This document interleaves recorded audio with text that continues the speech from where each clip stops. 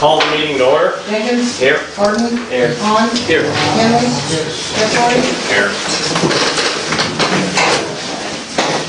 I pledge allegiance to the flag of the United States of America and to the republic for which it stands, one nation, under God, indivisible, with liberty and justice for all.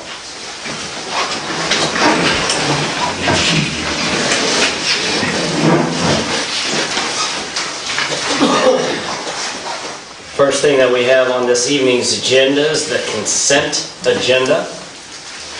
I make a motion that we approve the consent agenda. I'll second it. Call it. Jenkins? Yes. Vaughn? Yes. Harden? Yes. McKinley? Yes. Testori? Yes. Motion carried. There being no unfinished business, we move on to section 3, new business. We are recommending that item number 3 be moved up in front. Make a motion to approve resolution ordinance 958, 2015-2016 tax levy. I'll second it. Discussion. And, Ruth is here in case we have any questions for her. Just the same as last year. It's a slight increase, but it's below the truth in taxation. How much is a slight increase, Well, percent-wise? we can go up to 105 and it's 104. Okay.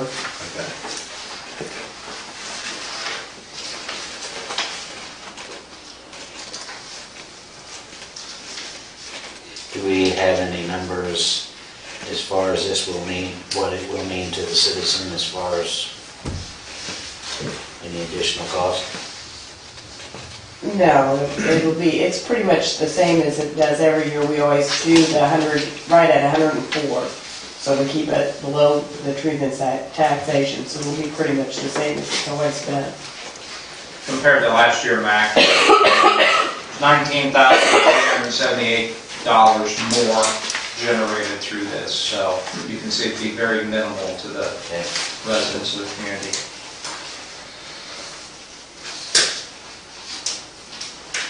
And that most of that is due to actually the increase in the levy is what they increased from the property tax. Their EAV, not their levy, but their EAV going up, and so then that's where most of it comes from, because last year the EAV was $22,291, $799, and they're saying next year it will be no, it'll be a little lower. I'm sorry.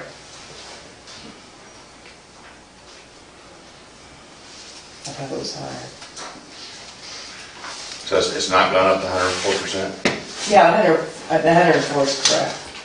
Of what we received in last year to what we received in this year. So the EAV won't be quite as high, is that correct? The EAV last year was $22,291, $799. This year they're saying they estimate what it'll be, and $22,237.71.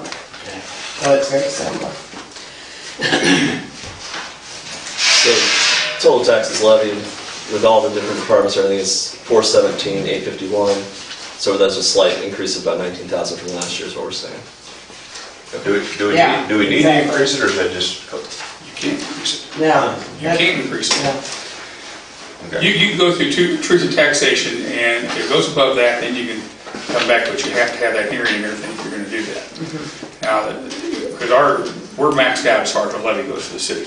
It's 25 cents per $100 assessed, and we're there, and we've been there for a long time. What fluctuates is your taxes, your FICA tax, what else was the other one I want to say? Well, some of it moved around as far as I knocked the working cash down some. The working cash is money that we get that's set aside. We had to get it for the bond. We have the bond, so the working cash is just to make sure that we have enough money to pay the bond. And that's the only thing we can use that money for. We can borrow it from someplace else, but it has to be paid within a year. So, but I knocked that down because there's enough money in that. So then I put more into other funds that need it, like more into RMRF and other funds. So I just kind of moved the money around a little bit. And I did put the ESDA up to the max. It wasn't at the max, and I put it up to the max because I thought that was a good place for it to go. What is ESDA? Emergency service. Civil defense. All right.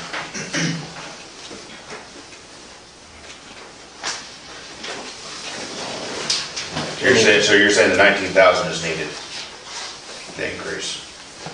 Yeah. Yeah, gonna have to do that. The uncapped, you have uncapped levies and capped levies. The uncapped levies are Social Security, IMRF, what else is Working cash, Municipal policy. audit, Yeah, liability, which is insurance, unemployment insurance. yeah. Social Security, that's Social Security, no, that's And it. lease purchase. Yeah, Yeah. those are uncapped levies, so they can flex. They can go, they can raise it. The rest of them, they're fixed, and they're fixed at they're all capped out. And been that way for a long time. It's just the way it's always. Now, if we come back and ask for a tax referendum, raise that 25 cents per $100 assessed, we can do that. This is only going to carry us through to April 30th. 2016. April 3rd, 2016. All right. Any further questions? Call it. Han, Yes. Harden, Yes. McKinley, Yes. Testori, Yes. Jenkins. Yes.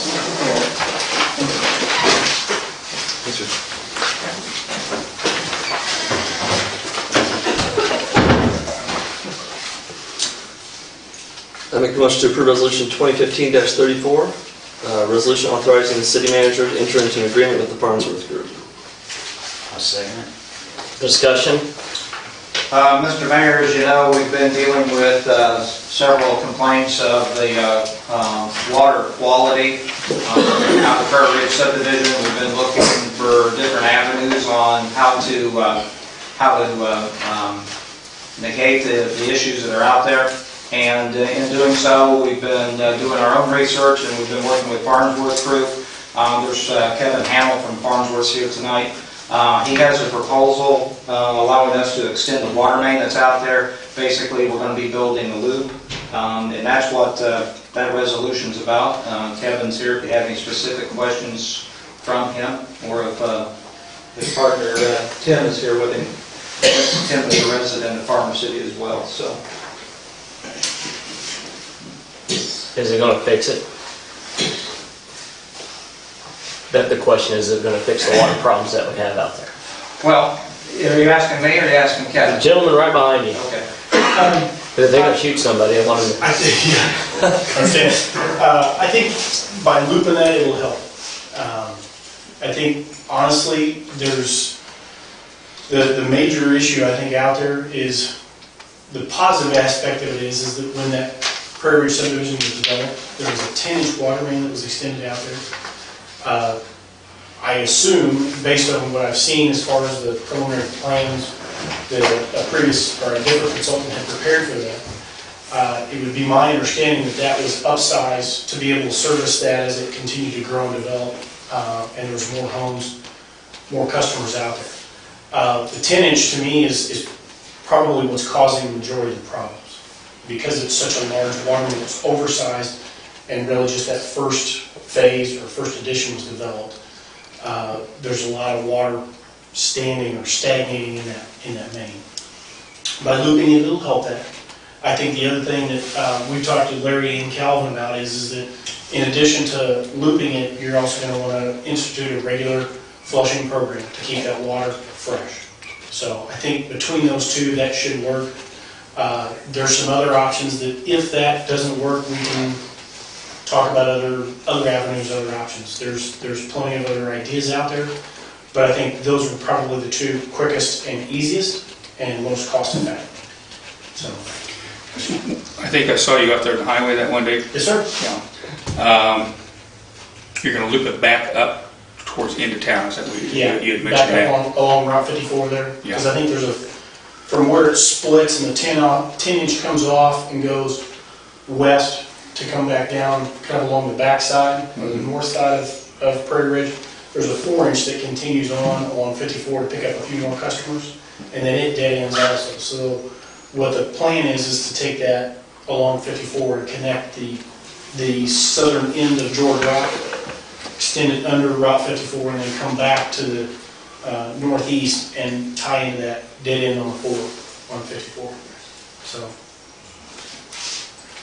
You're saying the 10-inch, they put the 10-inch in anticipation of the bigger subdivision.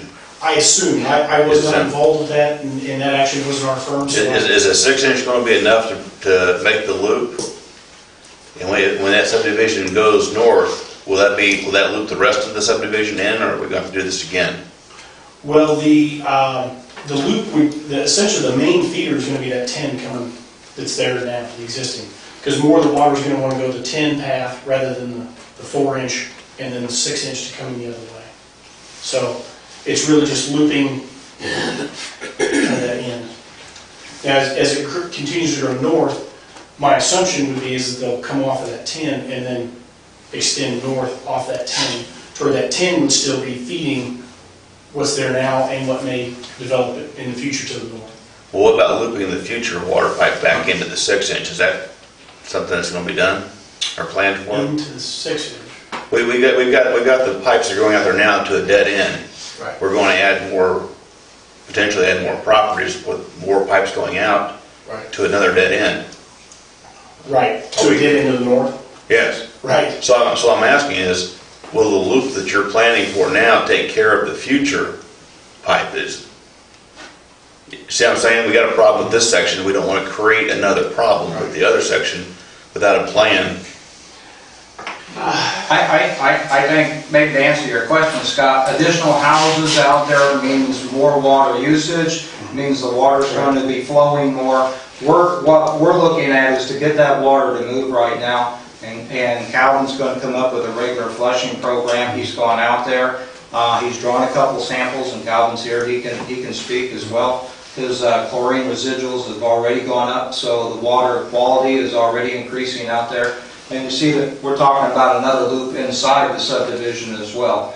But our plan right now is to we need to get the water moving. Right. And so that's what this allows. But as new houses grow, and then the water main, you'll have extended loops out there. So you're going to have a puzzle of water mains going out there anyway. But that is as the subdivision grows. So I guess this water loop can be extended out to the new mains. Oh, absolutely. Okay, that's kind of where I was driving. Sorry.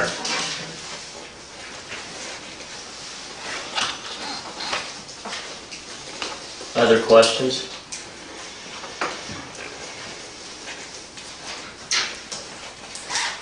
Call it. Harden? Yes. McKinley? Yes. Testori? Yes. Jenkins? Yes. Hahn? Yes. Motion carries.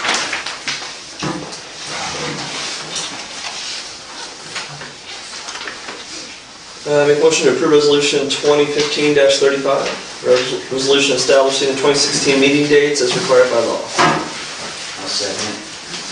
Discussion?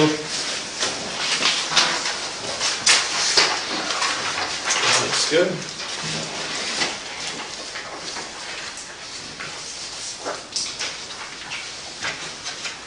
Call it. McKinley? Yes. Testori? Yes. Jenkins? Yes. Hahn? Yes. Harden? Yes. Motion carries. This moves us to section 4, other items, the city manager's report.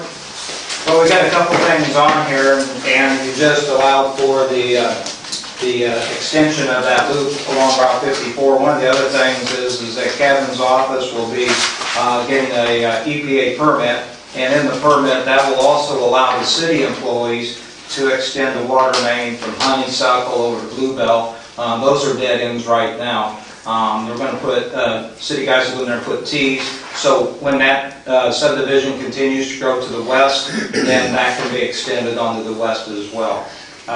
And you see that we've got an estimate there of about $16,000 to do that. When the weather kind of settles out, and it takes 38, 45 days from the EPA to get permits and all that, and get a design. If the weather's good, as early as they can, they'll be out there, the city crews, and they'll be putting that water main in. You see that the state of Illinois, bless the governor, he's released some video gaming tax money. Ruth reported that we got $17,935.57. Finally, that was for about 5 months worth of gaming tax. One of the issues at the subdivision is the ticks and everything that are out there in that retention basin.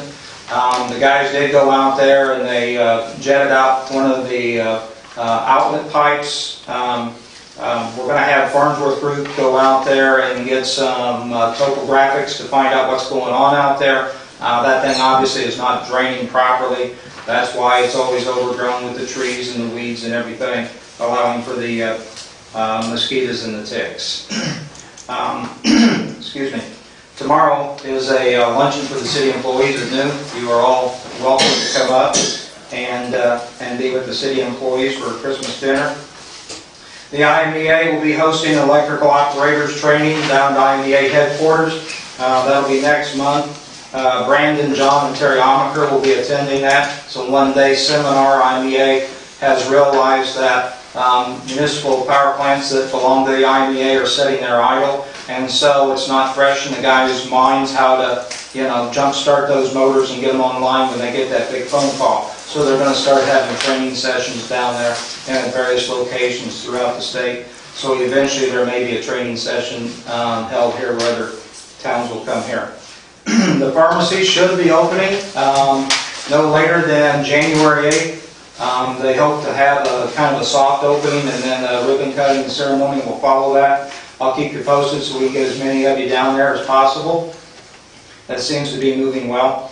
And then Keith Moran, our TIP consultant, we had a group phone call with the city staff concerning different deficiencies, whether it was electric, water, streets, or whatever, in the proposed TIP.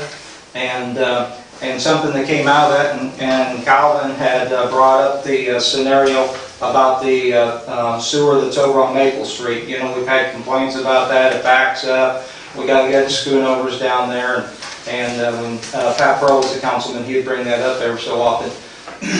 And Keith Miranda told us that infrastructure in that TIP out there, anywhere covered by that TIP, we can use those funds for infrastructure. So it would be a good idea if you want to look at getting that sewer upgraded. We could use funds to do that. I think that's something you need to pursue. Okay? Absolutely. Guys here to do it. And this is on Maple Street, right? Maple Street. And we've done some work in that area, haven't we? Intermediate. Well, we've been down there trying to patch it together, keep it going. Calvin went down there, and there's how many services? There's 22 services, about 1,200 linear feet of sewer. So there's 22 They residents. decided It's a mess. It just like it's this. 96-inch sewer. So you got 22 homes on a 6-inch sewer, it just doesn't work. So, I mean, if that's something that you want to pursue, then make a note of that, Joe. Yeah. And then the last thing, if you drive up and down Main Street, you see Main Street is a wider, brighter light. The LED lights are in. The total cost of the project started out at $12,512. We actually thought it was going to be about 18 grand when I reported it to you. We received $5,235 back from IMEA for energy efficiency, so it ended up costing the city $7,276 to upgrade the lights on Main Street. Looks a lot better. What about the paint?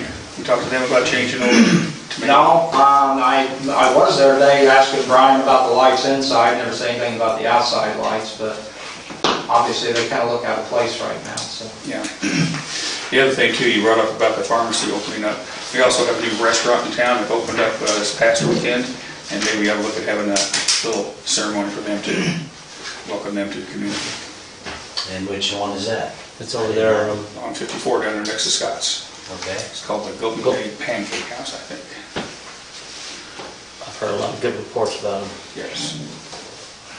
And who is it? I don't know. Her first name's Christy, that's all I know. Okay.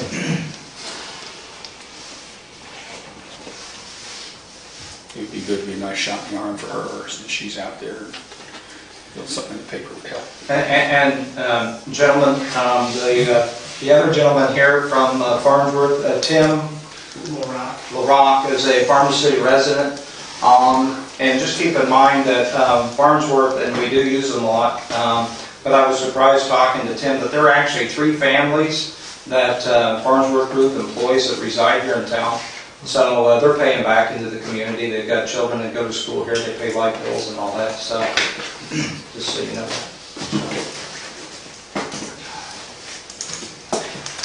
Any questions to the city manager's report? A little map here. This is the proposed acreage. Yes, Kevin could best explain that to you. Sure. Sorry, don't need to monopolize it tonight, but essentially we talked to Larry about, he was kind of wanting to get a concept idea of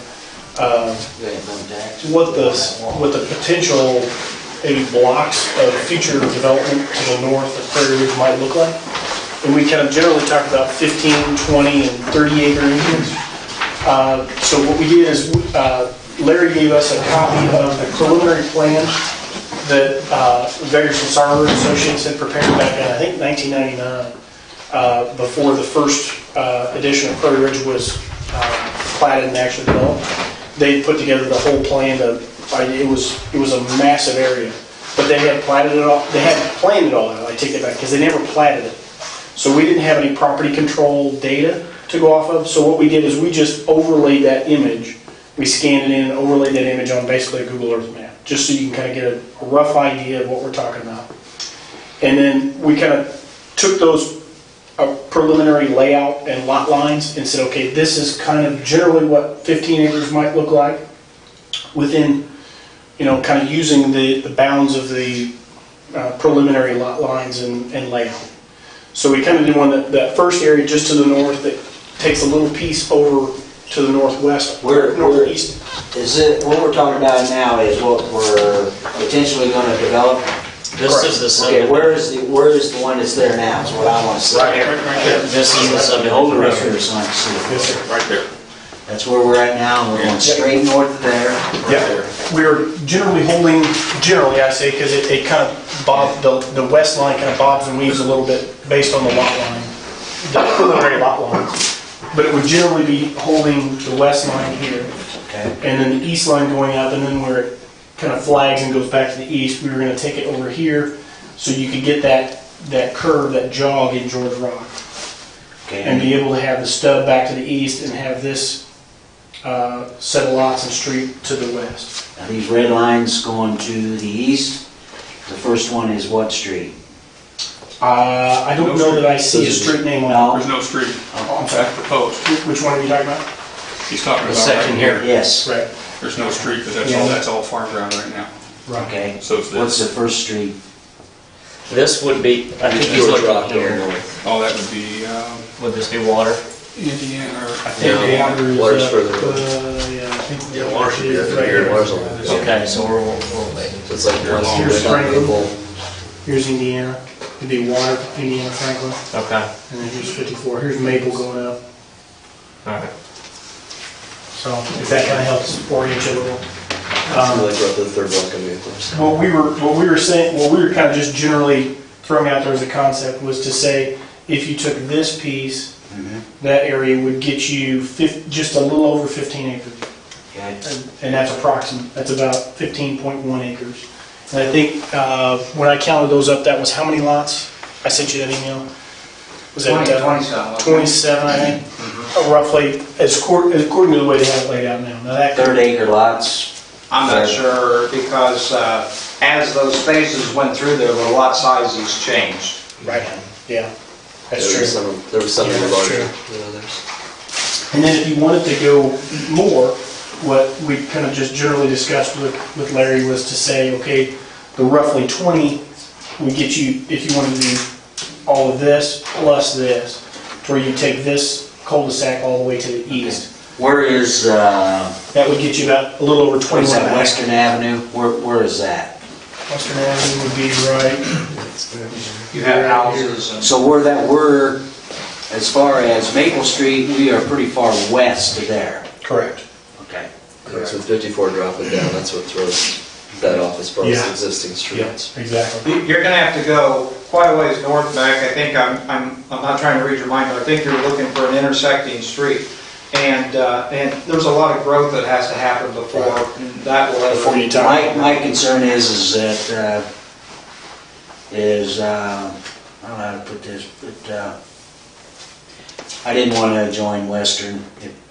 But it's gonna be farther west than You that. did or you did not? Did. Oh, it will not. Yeah. It will not. At least as far as that preliminary plan layout, it was not. Okay. And in the second plat there, second edition, if we take the first one that Kevin just described to you, and then that second one, you know, the folks out there wanted the sidewalk, that'll make that property ours, and then we can get that sidewalk in there, so it's kind of dual fold from that standpoint too. Okay. So, Now, this was really just kind of looking at the streets and the lots. This did not incorporate, they hadn't, as far as that preliminary plan, they also had some detention. They had another detention basin right over here, just to the east of these two red boxes. Or if you develop some of this, you may need to put some additional detention over there. Just- Where, on that map, where would Randy's property be, Perry? Randy's back up in here. Back up in there? Right there, probably close to it. Can you send us this PDF? He'll be down in here. Yeah. Yes. Yeah, we sent it to Larry just this afternoon in a PDF, and we can So send you it. can forward it to us, Yeah. please? as long as my computer will send it to you, it's got a bug, I'll do the best I can. When you bring something like this, can you bring more than one copy? Absolutely. Okay. Absolutely, yeah, we just brought this one just for discussion, and I can shoot you over some more. Yeah, If you want some more hard copies, we can get you as many as you want. Well, if you get the PDF, you should be able to look at it on your computer. Sure.